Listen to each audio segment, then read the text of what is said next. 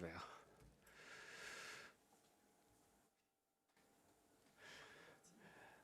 Bonjour à toutes et tous, bienvenue pour cette visioconférence de présentation des classes préparatoires scientifiques, les CPGE PTSI et PCSI du lycée Loritz. Donc nous sommes ravis d'accueillir les professeurs, enfin plusieurs professeurs de ces filières, mais également des représentants de parents d'élèves qui suivent le chat et qui pourront faire remonter les questions que vous y poserez éventuellement. Monsieur Pierre Brucher, ancien élève de l'école de l'ENSAM, donc des arts et métiers, et également Madame, je suis désolé, Madame Galichet, qui est donc ancienne élève de Loritz et qui est passée par les arts et métiers, qui est aujourd'hui ingénieur, à qui on laissera la parole tout à l'heure. Maintenant, je vais laisser les professeurs de CPGE vous présenter la filière, puisque c'est eux qui la connaissent le mieux.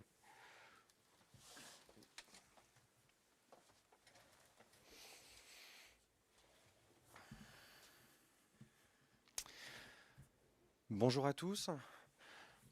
Donc Florent Bonardo, je suis professeur en CPGE au lycée Loritz de Nancy et je vais vous faire une petite présentation sur l'ensemble de nos deux filières, PCSI et PTSI.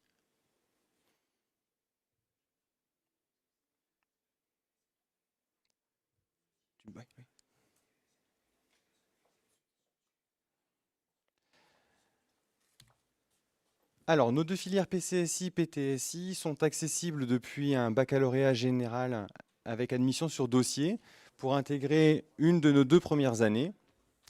Cette première année se fonctionne en contrôle continu pour pouvoir accéder à la deuxième année, qui elle arrive à un concours pour rentrer dans les grandes écoles d'ingénieurs ou certaines écoles d'ingénieurs avec admission sur dossier ou l'université dans quelques rares cas.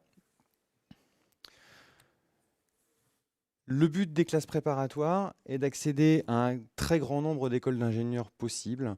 On va retrouver les écoles d'ingénieurs connues comme les arts et métiers, dans la région Lenstiv, Supaéro, on pourrait trouver des écoles comme Télécom Nancy, Sigma.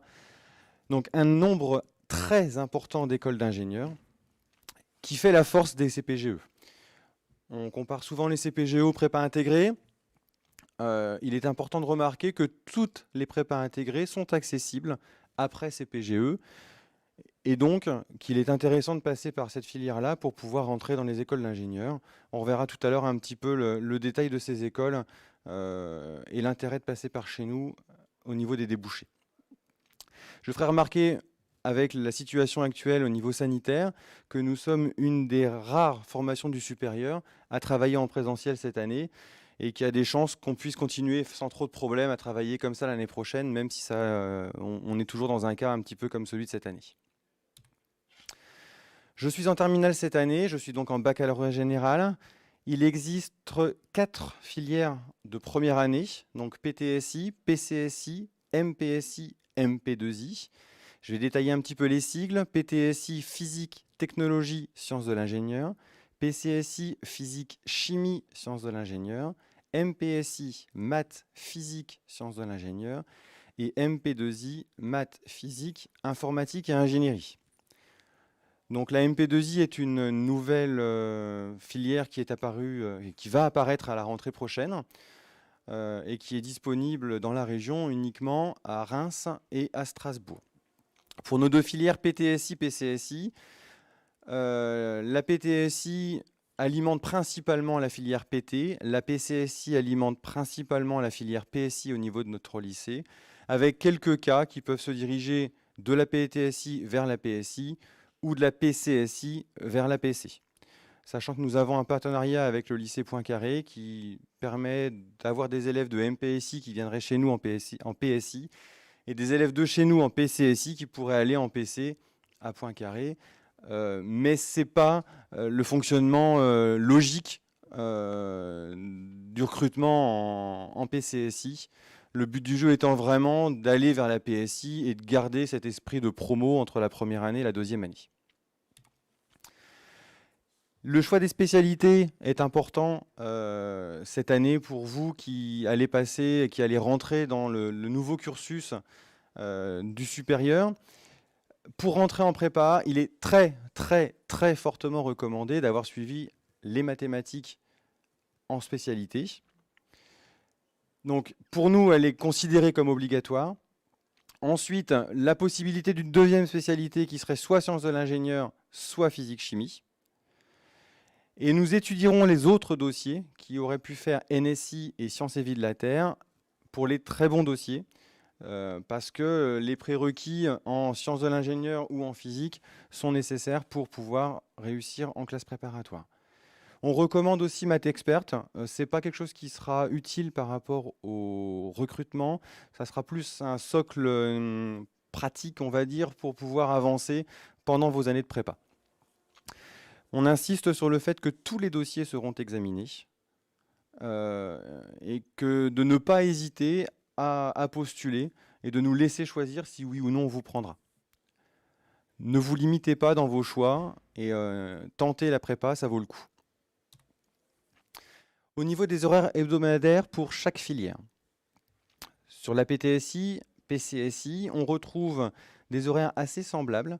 Si on regarde les langues vivantes, le français, l'informatique et les mathématiques, on a exactement les mêmes horaires et exactement le même programme. La vraie différence va se faire au niveau des sciences de l'ingénieur et de la physique-chimie. La PCSI est plus axée physique-chimie, la PTSI est plus axée sciences de l'ingénieur. On retrouve dans les deux filières un tronc commun, en physique et en sciences de l'ingénieur, avec un ajout assez important en PCSI de chimie et un ajout assez important en PTSI de sciences de l'ingénieur. On remarque que nos deux filières, si on les compare à la MPSI et à la MP2I, sont les deux filières qui proposent le plus de temps en groupe, donc des temps de TP et des temps de TD. On est sur des temps en groupe doublés par rapport à la MPSI par exemple. La PTSI propose en plus, pour ceux qui n'auront pas fait la spécialité SI, 2 heures de remise à niveau pour permettre d'acquérir tout le vocabulaire manquant pour pouvoir réussir dans la partie sciences de l'ingénieur. Les spécificités de la formation CPGE, l'école, le suivi. L'école sont les interrogations orales que les élèves ont 2 fois par semaine dans toutes les matières. Et on a un professeur avec 3 étudiants. Donc ça permet d'avoir un suivi très important de nos étudiants, de très bien les connaître. En CPGE, la particularité, c'est d'avoir un prof par filière et par matière. Ce qui fait qu'on connaît parfaitement nos étudiants et on peut faire un suivi très important, tant avec l'école qu'avec les devoirs surveillés, qu'avec les interros de cours.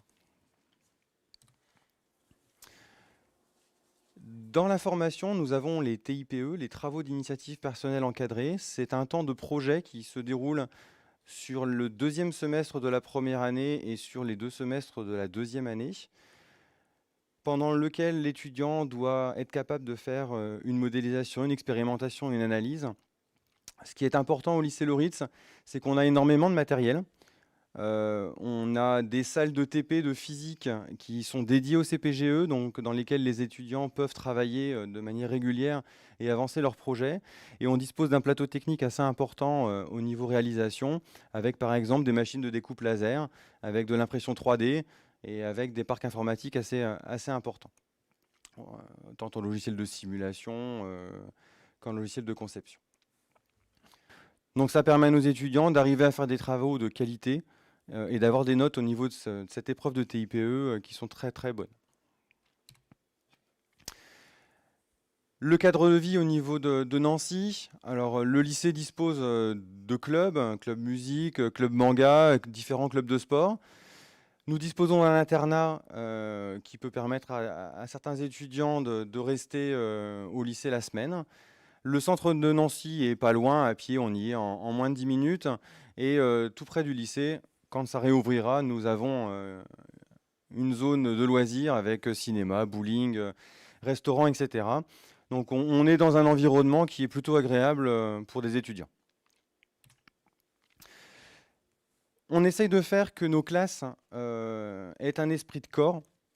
de se débrouiller pour qu'il n'y ait pas d'esprit de compétition au niveau des filières et entre les élèves dans chaque classe, de manière à ce que ce soit l'ensemble du groupe classe qui puisse monter et obtenir le mieux possible au niveau des résultats. Un petit comparatif des différentes filières de CPGE scientifiques, hors BCPST et MP2I. Donc MP, PC, PSI, PT, donc là je suis passé sur les filières de deuxième année, MP maths physique, PC physique chimie, PSI physique sciences de l'ingénieur et PT physique technologie. Je rappelle que pour nous, donc principalement les PTSI vont en PT, les PCSI en PSI, et puis dans d'autres filières, d'autres PCSI vont en PC et des MPSI principalement en MP. Ce que l'on peut voir sur ce tableau, c'est surtout les deux dernières lignes, pardon, où on s'aperçoit que les coefficients au concours des filières PSI et PT sont plutôt très homogènes, ce qui permet à des étudiants peut-être plus moyens dans toutes les matières d'avoir des notes beaucoup plus correctes et d'arriver à compenser des faiblesses dans une matière ou dans une autre. Si vous prenez la filière MP, on voit bien que les maths sont très prioritaires par rapport aux autres matières. Et un problème sur une épreuve de concours en maths sera rédhibitoire. Sur la PSI et sur la PT, on se rend compte que toutes les matières sont à peu près équivalentes et qu'on peut réussir à rattraper un petit problème le jour du concours par rapport aux autres matières présentes. Ensuite, ce qui est important, c'est la dernière ligne avec le nombre de places au concours. On voit qu'on passe de 55% en MP à 82% en PT. C'est le nombre de places disponibles par rapport au nombre d'élèves inscrits. Et on voit que les deux filières PSI et PT sont les filières qui disposent le plus de places au concours. Et donc stratégiquement, ça peut être un des choix importants pour pouvoir atteindre les objectifs d'entrer dans une grande école.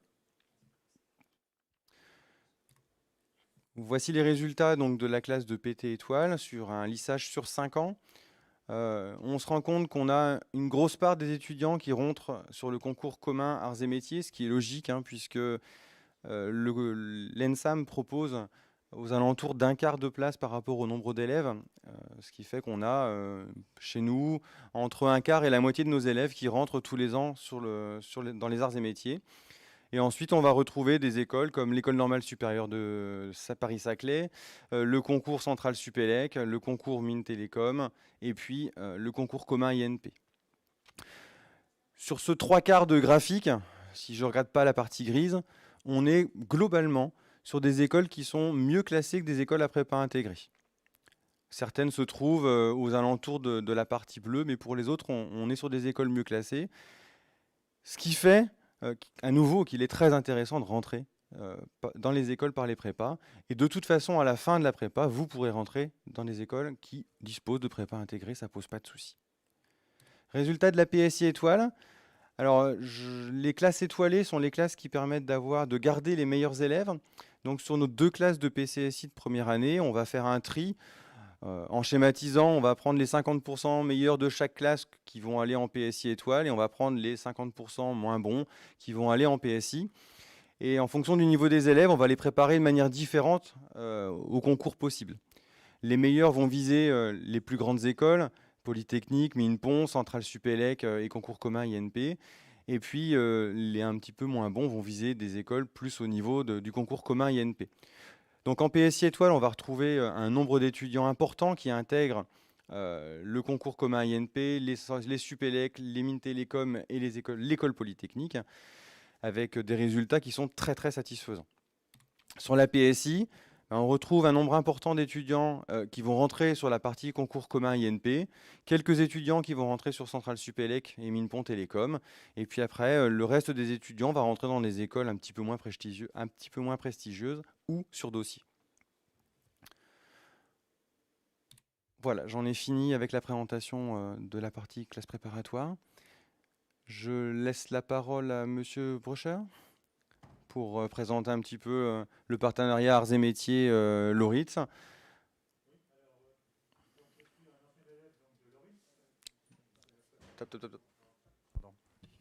C'est bon? Non.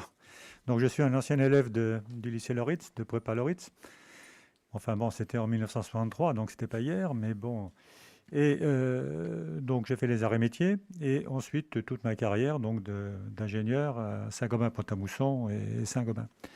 Voilà. Donc, au niveau des relations entre l'ORITS et les arts et métiers sont très anciennes, puisque bon, donc j'en faisais partie. Et il y a donc un grand partenariat entre l'ORITS et le Centre Arts et Métiers donc de Metz. Et l'intérêt des arts et métiers et de ce partenariat-là, donc, c'est que quand vous faites une école d'ingénieur, donc je prends l'exemple des arts et métiers que je connais bien, donc c'est une école d'ingénieurs généralistes. C'est-à-dire que lorsque vous sortez avec le diplôme, eh bien, vous pouvez aller dans toutes les fonctions, tout vous est ouvert au niveau national et international. Et l'avantage également des arts et métiers donc, à Metz, c'est que vous pouvez faire à la fin des études, donc après les 3 ans, vous pouvez faire un partenariat avec l'université de Karlsruhe, c'est-à-dire que vous faites un cursus franco-allemand, donc qui vous permet d'avoir pendant la scolarité, vous faites la moitié de la scolarité en France et la moitié de la scolarité en Allemagne, et vous obtenez à ce moment-là un double diplôme, le diplôme d'ingénieur français et le diplôme Arbeit, donc l'ingénieur allemand. L'intérêt de ça, c'est que vous pouvez ensuite trouver un boulot donc au niveau européen et tous ceux qui sortent là, si vous voulez, au niveau salarial et autres, c'est plus 20%. Voilà. Et à ce moment-là, ils rentrent dans des boîtes internationales européennes et peuvent faire une carrière donc à l'étranger et en France. Vous avez également la possibilité, si vous allez à Metz, donc de faire à la fin du cursus, donc à la fin des 3 années donc des arts et métiers, vous pouvez faire un master donc chez Georgia Tech. Alors Georgia Tech, c'est une université américaine. Alors bien sûr, là, c'est pas de l'allemand, c'est de l'anglais, hein, mais je dirais que l'anglais est fondamental au niveau des études d'ingénieur. Et là, à ce moment-là, vous faites une année donc d'université, une partie en France et une partie donc Georgia Tech, Atlanta aux États-Unis. Et là, ça vous donne une vision. Alors là, c'est international parce que dès que vous avez un master américain, si vous voulez, c'est l'international. Hein, voilà. Donc vous avez ces 2 possibilités-là. Hein, donc, et moi, j'encourage beaucoup les jeunes qui rentrent en prépa, hein, d'abord l'anglais, hein, c'est fondamental, et ensuite également l'allemand pour faire un double cursus. Voilà. L'intérêt, c'est l'industrie automobile, l'industrie aéronautique, l'industrie chimique, l'industrie, enfin toutes les industries, si vous voulez, les grandes industries que l'on trouve en Europe et sur le plan international. Petite information au niveau de recherche d'emploi. Lorsque vous sortez d'une école d'ingénieur, donc après avoir fait prépa et une école d'ingénieur, je prends l'exemple des arts et métiers, donc à ce moment-là, pour trouver un job, ce qui est quand même fondamental, c'est quand même l'objectif des études, eh bien, pratiquement 70% des élèves qui sont donc à l'école trouvent un job pendant leur scolarité. C'est-à-dire que durant les stages, parce qu'il y a des stages obligatoires donc pendant la scolarité, pendant les 3 ans, et à ce moment-là, ils trouvent le job là où ils font le stage. Donc 70% sortent de l'école avec déjà un job. Et les 30% restants, si vous voulez, pratiquement, le job est trouvé au bout de 3 mois. C'est-à-dire qu'au bout de 3 mois, si vous voulez, tout le monde est pratiquement titulaire donc d'un job dans l'industrie essentiellement ou dans les services. Voilà. Au niveau des salaires, quand même, c'est une petite information quand même qui peut être intéressante. Un ingénieur qui sort donc des grandes écoles, un ingénieur touche à peu près 40 000 euros par an lorsqu'il est jeune. Entre 25 et 29 ans, c'est à peu près le salaire moyen. Hein. Donc, bon, ça fluctue, mais enfin, suivant le poste que vous occupez, mais c'est à peu près 40 000 euros. Et lorsque vous allez vers les 50, 55 ans, voilà, ça monte à 100 000 euros voilà, par an. Donc 100, 120 000 euros, c'est-à-dire 10 000 euros par mois. Voilà, c'est quand même intéressant. Donc cette filière, disons, de prépa plus ensuite ingénieur, donc est quand même intéressante. Seul petit bémol, c'est qu'actuellement, au niveau des filles qui rentrent donc dans les écoles d'ingénieurs, actuellement, on est à peu près à 10%. C'est pas beaucoup. Voilà. Alors, j'ai ici une petite collègue là qui est, enfin, je dis petite, mais elle est plus grande que moi, qui est donc ingénieure également arts et métiers, hein, mais qui a fait donc, et qui est une femme, donc, et qui a fait ce cursus. Je vais lui passer la parole, donc c'est Hélène. Hélène. Il faut appuyer sur le bouton aussi, voilà. Bon, bonjour à tous. Je suis en effet Hélène Galichet, je suis ingénieure arts et métiers. J'ai fait une classe préparatoire aux grandes écoles il y a déjà un certain nombre d'années.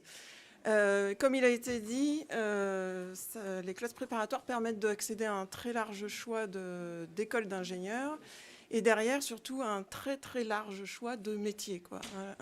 Juste ingénieur, c'est pas un métier. Derrière ingénieur, il y a des milliers de métiers différents dans des domaines très variés, comme il a été dit, médical, automobile, agroalimentaire, aéronautique, chimie, etc., bancaire également. Je dirais que le métier, l'ingénieur, lui, il crée, il réalise, il analyse, il organise et il dirige. Et ce qu'apporte la classe préparatoire, c'est toute la partie analyse, de savoir analyser ce qui se passe, d'analyser des données, etc. Et c'est ce qu'on demande à l'ingénieur tous les jours dans sa vie professionnelle. Alors, comme il a été dit, il n'y a pas beaucoup de femmes, malheureusement, et encore moins qui se lancent dans l'industrie. Moi, j'ai fait toute ma carrière jusqu'à présent dans l'industrie, et il y a une place pour les filles et pour les femmes dans ces métiers-là.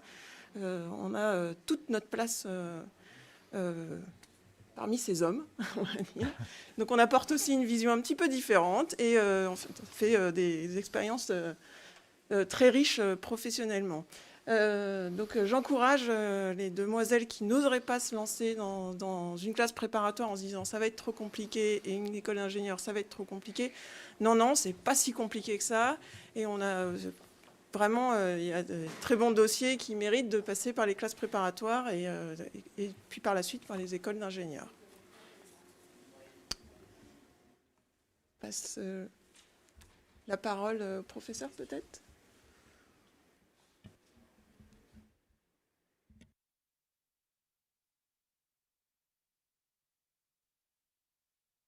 Poser une question d'un jeune bachelier qui voudrait venir en PCSI, mais qui voudrait faire de la chimie en voie PC, et il voulait savoir s'il peut venir à Loritz, et comment vont se dérouler ces 2 années de prépa. Alors, c'est tout à fait possible de venir à Loritz, même si on souhaite faire de la chimie. Alors, ce qu'on a expliqué tout à l'heure, c'est qu'en effet, nous n'avons pas la 2e année PC.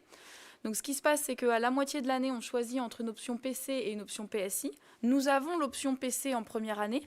Donc l'élève peut continuer toute sa première année à Loritz et grâce au partenariat avec le lycée Poincaré, s'il est autorisé à passer en 2e année, il peut aller au lycée Poincaré faire sa 2e année en PC ou bien il peut aussi aller dans une autre PC, par exemple à Reims ou à Strasbourg, mais à ce moment-là, c'est lui qui fait la démarche de façon personnelle. Ceci dit, comme nous n'avons pas la 2e année et qu'il ne faut pas négliger le côté un peu perturbant que ça peut avoir de changer de lycée entre les 2 années, c'est vrai que cette option PC est plutôt réservée aux élèves qui douteraient de leur choix au début d'année. Ça permet de réaiguiller un petit peu. Mais si l'élève est sûr de lui qu'il veut faire de la chimie, c'est vrai que voilà, c'est peut-être pas dans notre lycée qu'il doit venir en priorité. Après, on a beaucoup d'élèves qui arrivent en pensant faire de la chimie et qui sont séduits par la SI et qui changent d'avis. Donc voilà, il ne faut pas non plus se fermer en disant il n'y a pas de chimie à Loritz, on a cette option-là, voilà, qui laisse cette possibilité intéressante de changer ou d'attendre pour faire sa réflexion en cours d'année de première année.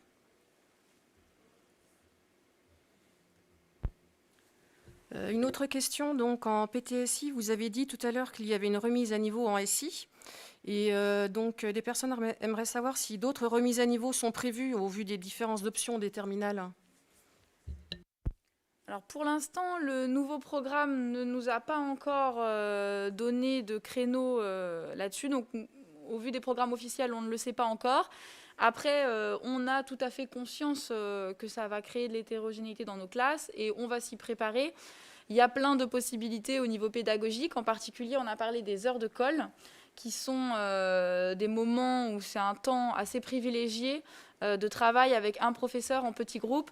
Donc ça pourra être aussi des moments où on retravaillera sur les éventuelles lacunes dues au fait, par exemple, qu'un élève n'aura peut-être pas fait de physique pendant 1 an si il a choisi, par exemple, la combinaison maths et sciences du numérique en terminale. Donc on trouvera des moyens pédagogiques d'y remédier si des heures n'y sont pas dédiées officiellement. Une autre question, d'où vient la différence de nombre de places et du nombre de concurrents? Alors, cette différence de nombre de places et nombre de concurrents vient du fait que les écoles d'ingénieurs ont tendance en ce moment à privilégier la formation en sciences de l'ingénieur et du ratio du nombre d'élèves présents dans les filières. Il faut faire attention aussi sur le fait que les élèves qui n'ont pas d'école en première année, de deuxième année, donc en première année de PSI ou de PT, peuvent redoubler pour pouvoir obtenir les écoles d'ingénieurs et donc réintégrer ces écoles d'ingénieurs en tant que redoublants. Ce qui augmente très fortement le nombre de chances d'obtenir une école. Et après, il faut savoir que globalement, dans nos classes, tous nos élèves peuvent rentrer dans une école d'ingénieur. Alors du coup, il faut comprendre que quand on met 67% au niveau du taux, ça ne veut pas dire qu'il reste tous les autres qui n'ont pas d'école finalement. Ah, pardon, je reprends. Ce qu'il y a d'important à comprendre, c'est qu'en CPGE, redoubler sa deuxième année, c'est pas du tout vu comme un échec. C'est vraiment se donner la possibilité de repasser une année supplémentaire à s'entraîner pour progresser et donc intégrer potentiellement une meilleure école que celle qu'on aurait obtenue la première fois. Donc, quand on parle de 67% par exemple en PSI d'intégration, si on rajoute les élèves qui refont une deuxième année, en fait, le taux d'intégration, il augmente. Ce qui fait qu'en fait, on a coutume de dire qu'en prépa, un élève sérieux, donc par sérieux, j'entends un élève qui va s'investir en termes de travail, son pourcentage de réussite ou son espérance de réussite est plus de 90%. Et les élèves qui, à l'issue de la prépa, n'arriveraient pas à intégrer d'école, ça peut arriver. En général, c'est des élèves qui vont se réorienter vers d'autres filières, comme par exemple des DUT, des IUT. Et en général, quand on les recroise, ces élèves, très souvent, ils arrivent dans les premiers de leur promo. Souvent, on est toujours étonné en bien. Et après, ils peuvent réintégrer quand même une école d'ingénieur via des concours passerelles, des choses de ce type. Donc, un élève motivé qui arrive en prépa, il est quasiment certain d'avoir un bon débouché à la fin. Et c'est ça que nous, on préfère retenir. Il ne faut pas oublier aussi que dans ce pourcentage, on ne compte pas non plus les écoles sur dossier, qui sont quand même assez nombreuses, et en particulier la plupart des écoles à prépa intégrée qui offrent des places en cycle ingénieur, donc ne comptent pas dans ce pourcentage de nombre de places au concours sur nombre de candidats, mais accueillent quand même un nombre assez important de nos élèves. On l'a vu tout à l'heure dans les résultats en PSI, je crois que c'était 8 élèves sur les dernières années. Donc c'est aussi un autre moyen à la fin d'avoir quelque chose. Donc comme mon collègue l'a dit, il y a très peu d'élèves qui n'ont rien à l'issue des 2 années.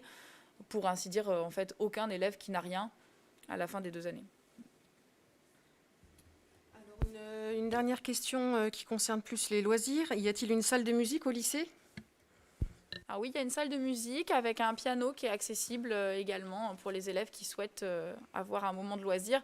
C'est important de le souligner parce que souvent on a l'impression que les élèves pensent qu'en prépa ils auront plus du tout de temps pour leurs loisirs.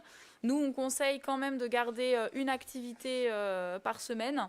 Alors bien sûr, un élève qui est dans une pratique intensive du sport à 5 entraînements par semaine, ça n'est pas possible.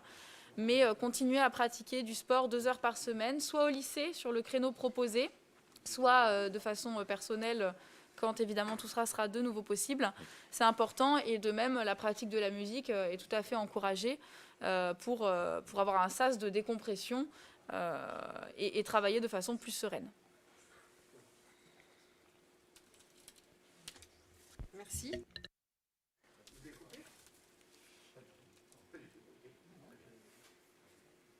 Je crois que c'est fini.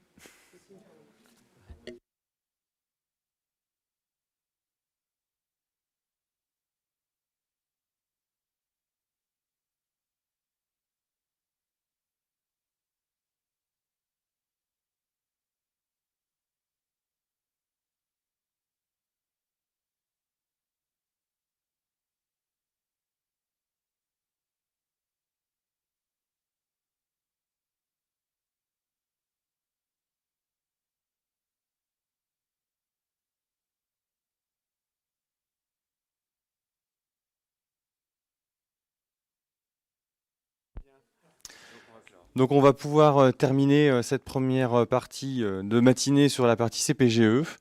Et je vous laisse rejoindre les Google Meet qui permettent d'accéder aux visios pour pouvoir poser l'ensemble de vos questions sur les PTSI et les PCSI. Les liens vont apparaître en commentaire sur YouTube également. Sinon, ils sont accessibles sur mon bureau numérique public. Donc, pour ceux qui tapent ent.loritz.fr, vous arrivez sur la page publique, donc qui est accessible à tout le monde. Et là, vous avez les liens vers l'ensemble des visios et des lives de la journée. Voilà. Alors, les conditions techniques sont un peu délicates. On vous demande de nous en excuser. Et surtout, on vous remercie. Et on espère que vous aurez pu avoir un éclairage sur ces classes préparatoires qui sont ambitieuses, mais vraiment source d'épanouissement. Voilà. Merci, bonne journée. Et merci à tous les participants autour de nous aujourd'hui.